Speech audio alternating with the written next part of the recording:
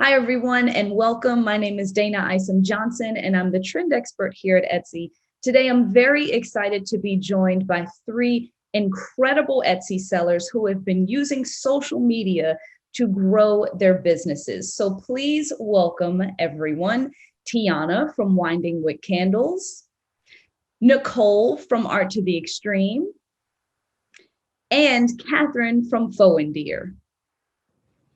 Okay, ladies, so let's kick this off and I'll start. Catherine, let's start with you. And then we'll do a round robin because I'd like to hear from everyone on this question. Can you share how long you've been on Etsy? What type of products do you sell? And did you start your business on Etsy or did you start elsewhere? We're going to go way back. The Etsy shop actually started in 2010. And it was actually my first experience selling online. Super easy to use platform. Although, in a very complicated landscape, when you're learning how to start an online shop, I actually found it very, very easy and user-friendly as a seller, which was great. And then, this was basically started as a passion project in 2010 when I was living in New York. And Etsy was just basically the first platform that I Googled to be able to sell your stuff online.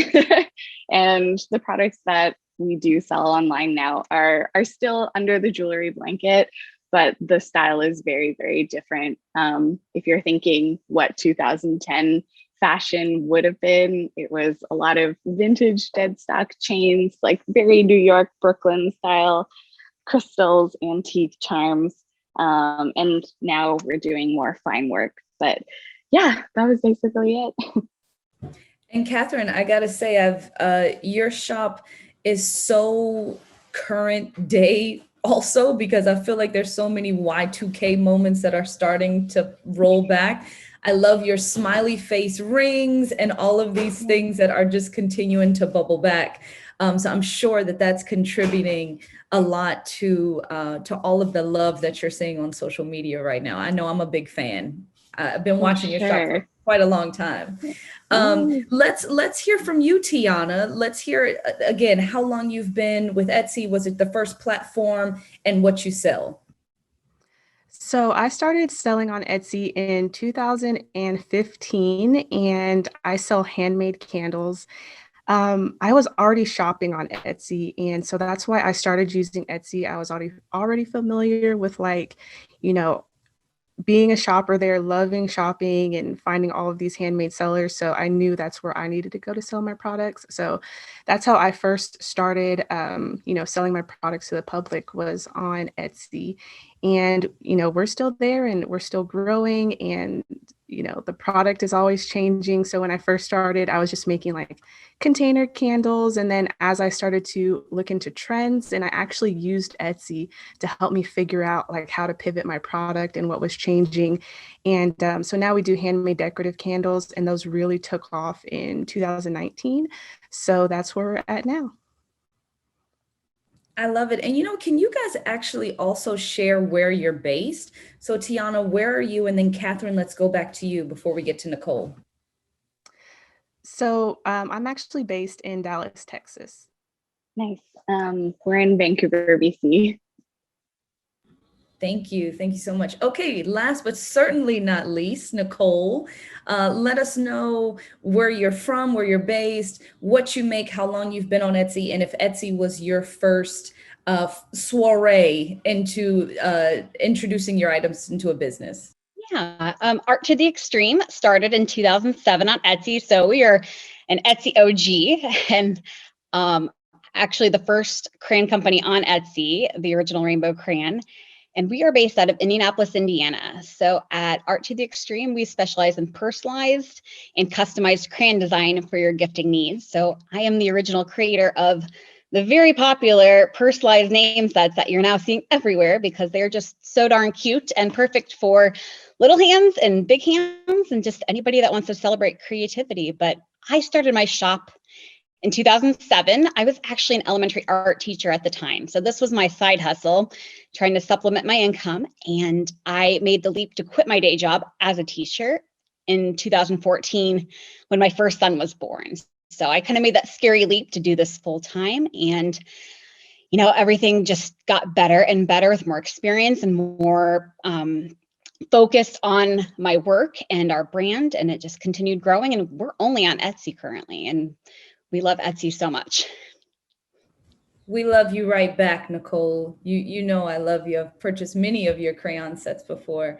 Nicole, we'll do the opposite way now. So let's stick with you and let's start talking about social media. So tell me the platforms that you really love to use and that you have seen drive some traffic back to your business. And then we'll go back to Tiana and go that way. So I really love using Instagram. I feel like if your work is such a, Art to the Extreme, we're such a visual brand. We create colorful, bright crayons that are really interactive. And Instagram does a great way of being able to show our vibe and our colors and just kind of like the overall personality of not only me as a maker, but our products too. So Instagram's a great platform to connect with a variety of ages on something that's so fun and timeless, because crayons are for everyone. Everyone can color. And I just love being able to connect with my customers. It's a great way to relationship build with not only our customers, but other brands, other makers, and other media and press for special opportunities and collaboration opportunities that might come up. But we mainly stay on Instagram and Clubhouse, which is relatively new. And I'm not sure if you want me to get into Clubhouse now, but yeah, well, you know what? For those people who may not be familiar with Clubhouse, let's just give them a little sprinkle of what it is, because it's still fairly new. I mean, it's only been around for a couple of months now, and with my experience, it really just feels like constant roundtable discussions that you can listen in on and listen from experts and listen to people who are trying different things. But I'm interested that you like Clubhouse because Instagram, like you said, is so visual, and then Clubhouse is no visuals. It's only audio. So tell us a little bit more about that. So with Clubhouse, I love it because I've been on since December. And with Clubhouse, I love it because you're connecting with other makers, a lot of media. I do a lot of interviews. It's giving me great practice for public speaking too. So I'll often host rooms to help other Etsy new sellers, have them answer questions, bounce ideas off, and be able to provide expertise. But I also like jumping in rooms with other media outlets and people that I might not be able to connect with, or I might just be one of 1,000 emails in someone's inbox for pitching. But I can connect with them on Clubhouse, both vocally, and they can go to my profile and get a one-stop shop of everything I do kind of in a nutshell and the correct links to contact me if they're interested. Very interesting. Very interesting. Okay, so let's go to Tiana. Tell me the platform that you like the most, and how that's kind of driven traffic to your business. So I think I'm very much like a video content girl. So I love making videos.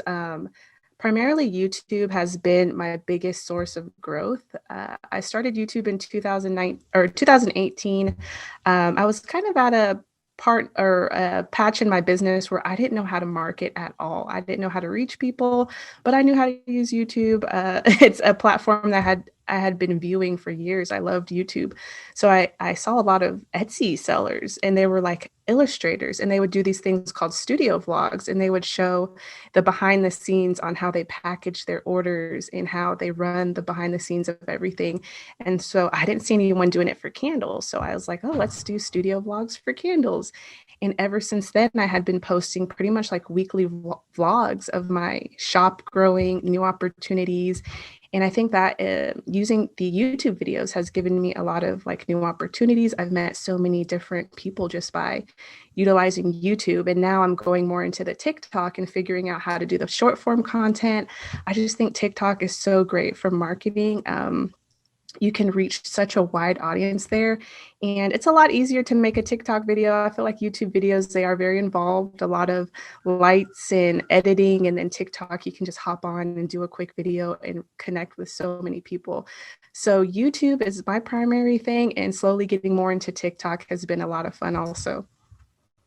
So, question about these YouTube videos, and especially with your product with candles, and I think about the making process of a candle, right? Like you are burning the wax down, or for you, because you make so many, you probably already have like vats of wax on constant simmer. I don't even know if that's the proper term, but like your wax is constantly there.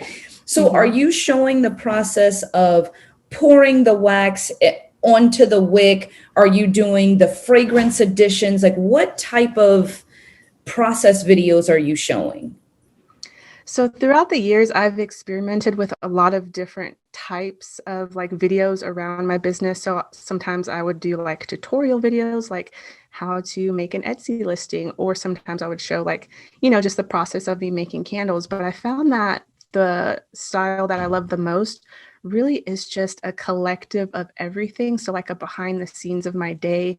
So sometimes it might be making candles, or sometimes it might be packaging orders, or sometimes they might go with me to, an outside event. Maybe I do some type of event outside. So it really is just kind of like a day in the life of a business owner videos that started to really take off, and it connects a lot more with the audience. They can see the behind the scenes and connecting with other makers. So I've done a lot of testing, but I felt like those were the videos um, that resonated with a lot more people. Catherine, how about for you? Yeah, so we're basically on almost all platforms just to give it a shot, except for Clubhouse. I'm on Clubhouse, but we don't actively use it. I feel like it takes a certain amount of time to like get behind a certain platform and a certain amount of brain space to be able to actively be engaged on all.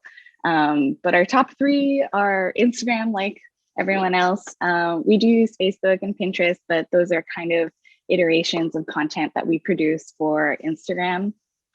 But Instagram definitely drives the most traffic to our shop, Etsy, and our regular on shop. I feel like it's such a great visual, educational kind of dream with us platform where you can get a taste of like the real life, the edited version, the behind the scenes, like follow us day to day. And we can really show our true selves through Instagram. But it's really just such a visual platform that we love being able to show like, how we come up with our little creative photo shoots and who works with us and how we create our products and like what kind of diamonds do you guys like and that kind of thing. It's really fun to engage with the viewership. I love all diamonds, just as an FYI, but I feel like that's the general consensus when we ask those questions. if that was on Instagram and I had to push the heart over, I just push it all the way over. I'm a big Yeah. fan. But I have to ask you guys, especially for those of you who love Instagram, and then I also want to switch over to TikTok for a second too. Are hashtags the most important? Like what is the thing on Instagram, aside of course from the beautiful photo, that is really bringing that traffic, that is bringing people on Instagram who've never seen you before? What type of tags are you guys using? Are you tagging the image and a hashtag? I just feel like there's so many things that people could be doing and sometimes are a little afraid to do that, or just lost with the types of words to use. Catherine, what do you think? I think it's a healthy mix of all of the above. We've tried using the hashtag game. Sometimes it looks really cluttered in your comment section, but I feel like in the end, you do end up reaching potentially new viewership through those hashtags. And the more people that view your posts, obviously, the more that Instagram will boost it and it'll blast off, show in the explore feed, etc. But also, like utilizing all of the tools that Instagram and Facebook have offered for small businesses, like tagging your shop, like making sure it's linked up with things, and like having a really nice link in bio, or, all those types of things. I think they really just want you to utilize all aspects of the platform. And I think that helps as a small business. Nicole, for you, what do you have in your link in bio on Instagram? So I make sure, and I've spent some time on this, so I've made sure that I have the correct wordage for everything, because it's not a lot of space that you can use. So making sure that my brand has a reason for brand validity. So I talk about some of the places I have been featured in, because that kind of helps set you apart from everyone else, and making sure you have a clear way to contact someone, that your name is on there, which I kind of ran out of space for my full name, but that's really important for people to contact you, whether it's customers or the media, especially as a shop owner, as you're trying to find different avenues to get your word out about your brand. And getting that elevator pitch tagline down to something very short. We specialize in X, Y, and Z. And that way it's clear what you do when you go to your page. You're not confused on, is it a brand? Is it a person? You don't create an identity crisis for yourself. So make it easy for your customers to understand and be able to connect with you. Consistency with Instagram is key for anything you do. Social media can be so overwhelming for people. I have to be on Facebook. I have to do this and this. If you're not sure where to start, pick one platform to start with and do it well. Take your time, do one platform well, be consistent, whatever you choose to post. Don't post 5 times per week and then go crickets for a week, just show up and show up consistently and interact with the people who are leaving comments and interacting with you. Ooh, so many gems there, Nicole. That was great. Tiana, I want to go to TikTok and talk to you about TikTok for a second, especially as you are navigating, staying on YouTube, inching into TikTok. Do you feel like TikTok is going to be a little less stressful because it doesn't have to be as edited, as picture perfect?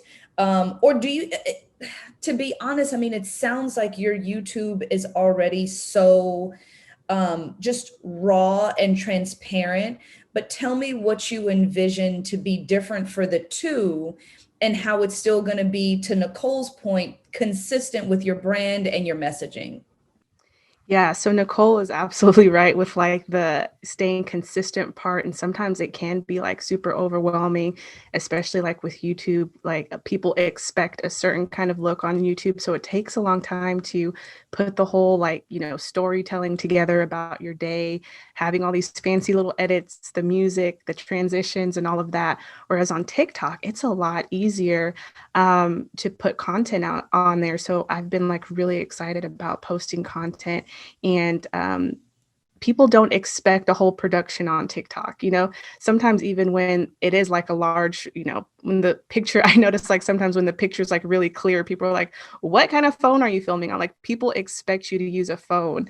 Like they don't expect this super big production on TikTok. So it's really easy to make videos there. And I think it's a lot of keeping up with the trends, because TikTok is about, there's a lot of inside jokes on there. Like if you just went to someone on the street, they may not know what you're talking about, but the people on TikTok, will get it. So it's a lot of keeping up with what's going on over there, what the popular music is, and then utilizing that for your business. So sometimes, and also listening to them. So sometimes they'll do requests. You can do day in the life videos and just make it a 15-second or 60-second video of you just capturing certain parts of the day and just putting a popular track behind it or something, and commenting, connecting with the audience. And I'm wanting to experiment with TikTok lives. I haven't done that yet. So I've bought some new equipment to hopefully help, steady the camera and stuff to do lives. But I'm really excited about TikTok. I'm fairly kind of new to it, but I've had a couple videos do really well that I didn't even expect to do well. It's so weird. Like I'll just post a video about, okay, doing so-and-so's order, and it gets like 500,000 views. And I'm like, that has never happened to me on YouTube. So it's a really cool space that I'm wanting to experiment with. But so far, just keeping up with trends and talking to people through TikTok has helped a lot. You guys have certainly become masters at your own individual platforms. But for those sellers who are watching right now and who have 100 followers on whatever platform it may be, your subscribers, tell us how your journey was. Like, was it an overnight thing? Like you were talking about, Tiana, where you're like, oh my God, I just got 500,000 views on this TikTok that I had no idea was going to blow up. Or was it more of like, a slow churn and you kept up with Nicole's consistency and kept your calendar going. But just curious to know, how did your build happen? Tiana, let's start with you.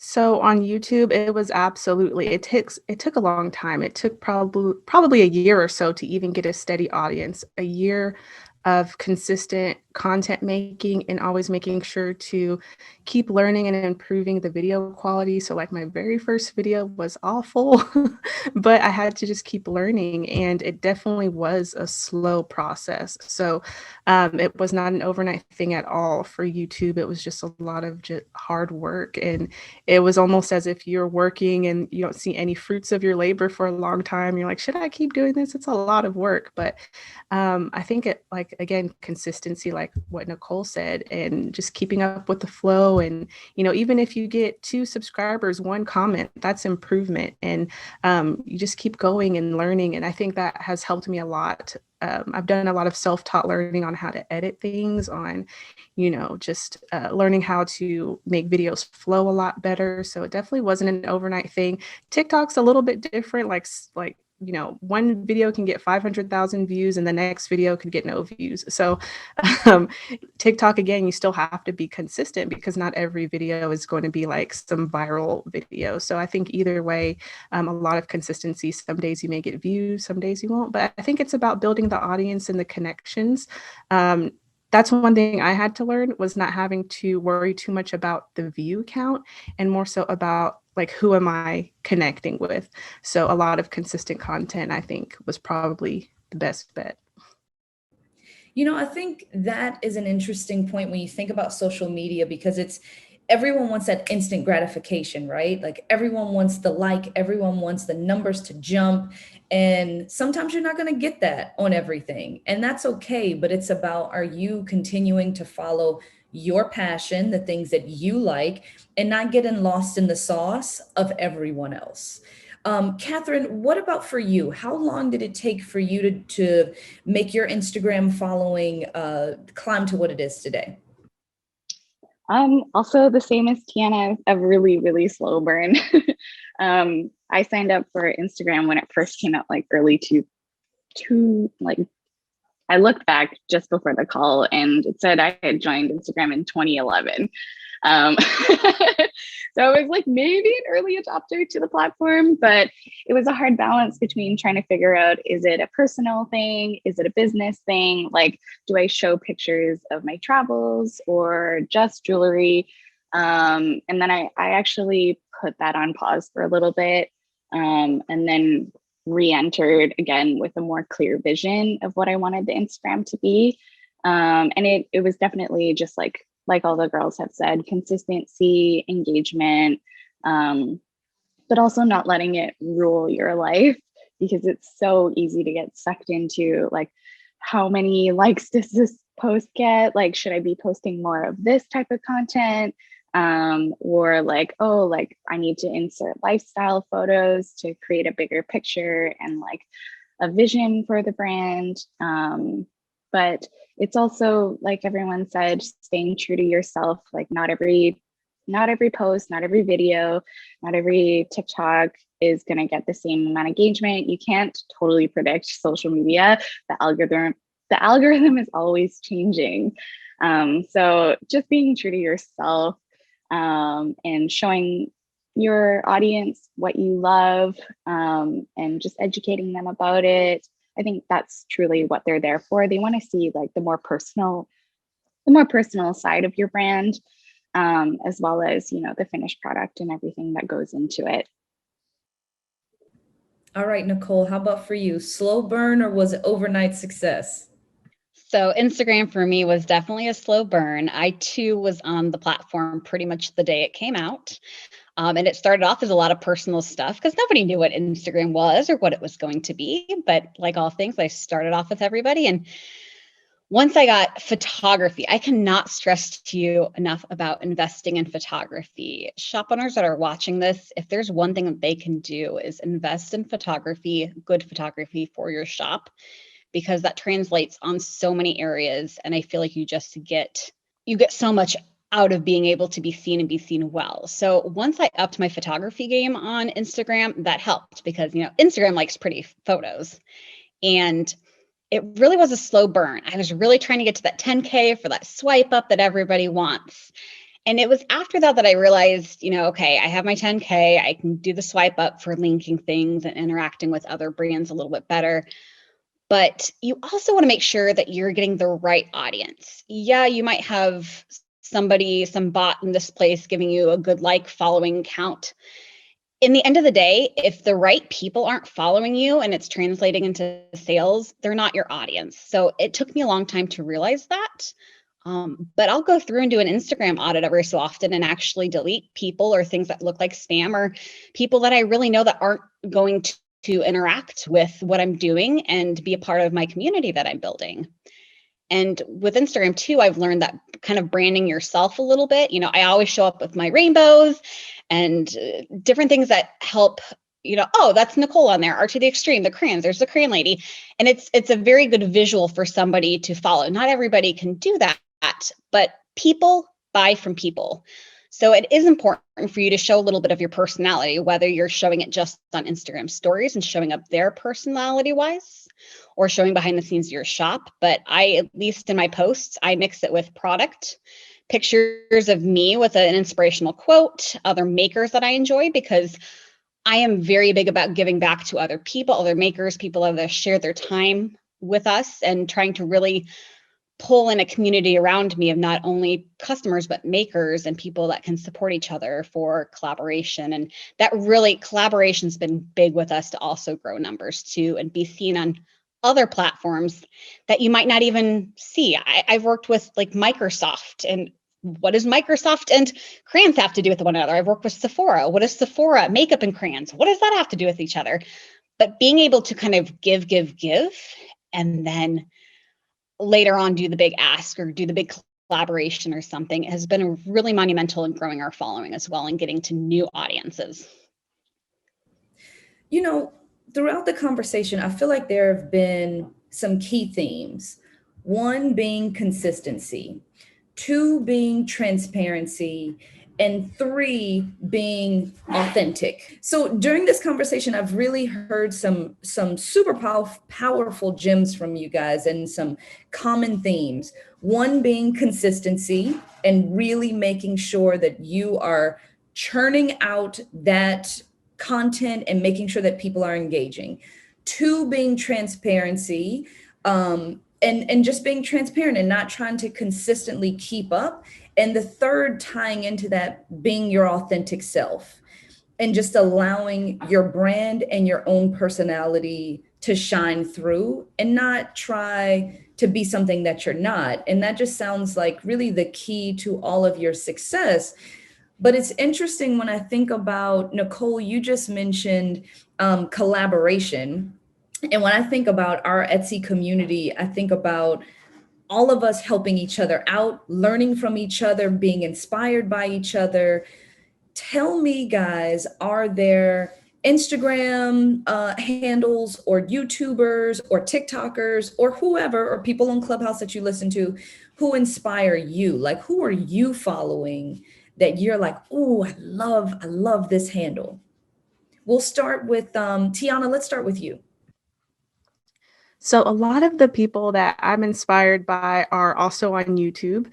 So that's what inspired me to do the whole YouTube thing. And like I said, when I saw other people doing their Etsy shops, mainly one of them, she lives in, I think she lives in the UK, and her name is Catnip Illustrations. And I remember seeing her videos and I'm like, oh my gosh, it wasn't just her packaging an order, but she also added this kind of relaxing, calm aesthetic to the video. And I think that helps the audience as well, because they're not only watching your behind the scenes and how you package the order, but you're also giving them a little bit of something to look forward to drink a coffee to. You have the background music, and at the same time, you're telling them, okay, this is my new product I launched. I loved, and then you can tell them how you created it, what inspired you to create the product. And I think that just makes people feel so much more comfortable to shop with you because it's like they're getting to know you and stuff like that. And it's not always about, I know sometimes when you post, you think as a business, you're posting your product, I'm just posting product, but sometimes people just want to see you and they just want to know like what inspires you and why do you have this business and what, gets you up every day. And I think it's so easy to portray in video. So, a lot of these creators who have these Etsy shops, like Catnip is one of them. Who else? There's all sorts of people out there that have like their shops and illustrators. There's so many I can't mention them, but she was one of the biggest inspirations for me. A lot of other YouTubers who do the same thing. Thank you. Catherine, how about for you?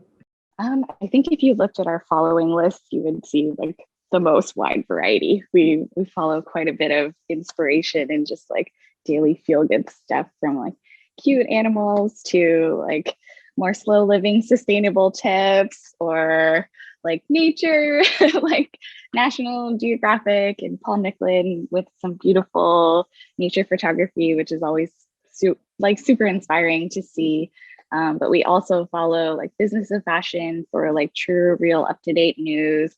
And then we also follow like just general inspiration pages, like Blockbuster is kind of a smaller one, but they've got really inspiring older style photos of like landscapes, rocks, nature, all of that kind of stuff. So I don't know, our page is kind of just like a treasure trove of following friends, pals in the trade, inspiration, and just like other brands, friends who have brands. Yeah. Nicole? So when I'm looking at accounts that I'm inspired by, two people come to mind really quick. And one is Oso Jo, which I'm sure you're familiar with, and she made my earrings. But if you've ever looked at her studio, it is just bright and colorful and rainbow vibes. And, I've tried to do similar things in our studio and our filming locations. And just, I like living the rainbow, really. And so that kind of gives me energy when I see her feed and her products and her personality come through. And then there's someone on Instagram also called Color Me Courtney. And she's not a shop owner or anything, but she's just such a great personality to get to know. She has such a bubbly personality. She's really helped pull me out of my shell as far as being on video and not being scared to take a chance on Instagram with video, and inspiring me to create backdrops like this so I can film different fun little things for TikTok and Instagram Reels and stuff. But she's just a really fun feed, Color Me Courtney, to get some inspiration from, and you just feel happy when you see it. I agree. Two of my favorites as well. All right, ladies. So we're going to close this out. But to close it out, I'd love if you could give a piece of advice to those who are watching. And, I always say to people who are scared to start an Etsy shop, I say, hey, listen, it's better just to start than to not start at all. And it's not about perfection. It's about, did you start the shop? Did you start the thing? Tweaks can come later. So I would love to hear your thoughts on entering into the social world, social media world, and what advice or tidbit that you can give these folks who are nervous or looking to make it grow, or whatever their next step may be. Catherine, let's start with you. So I think you just kind of have to dive in, do your research, see which platforms work best for what products or services you're trying to get across. But also just like everyone has said, be authentic, be creative, show your process. I think one thing that really helped us was also great photography. So just hone in on those skills, keep learning. I don't think this is something where you're ever going to be a true expert at anything. It's just always being open to learning, because there's going to be a new social media platform that's going to knock the other one off the list. But yeah, I think you just have to give it a shot. Nicole. Consistency is going to be really important. Just pick one. If you're overwhelmed, just pick one platform, start with that, do it consistent, do it well, and don't be afraid to show your face. People buy from people. People want to connect with people. Show them that you're the person behind the brand, and just really stay on top of it to connect with the comments that people leave, get to know other people. Be consistent, show up, just show up. And Tiana. So I agree 100% with Nicole. Sometimes, like, we are small business owners, we have a lot of stuff to do. And I know there's tons of different like social platforms to be on. And you're like, I have to get on TikTok, I need to be on YouTube, Facebook, and all of that stuff. But when you're trying to spread yourself so thin, it's like a lot of burnout's going to happen. And then you're going to end up, not really growing all of your platforms at once. That's not really how it works. So picking one is probably the key, and then staying consistent in that. And then after you've kind of built that up, then you can kind of branch out and experiment with other things. And it's a long process. So I have been on social media with my business since 2015.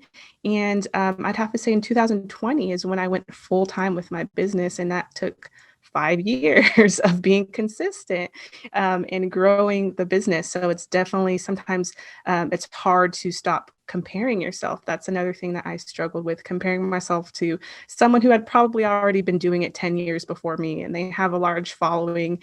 And you're like, well, why can't I get to that level? And then sometimes you don't know the whole story. It probably took them a long time behind the scenes, a lot of work. And I would say it's probably social media overnight success is probably rare.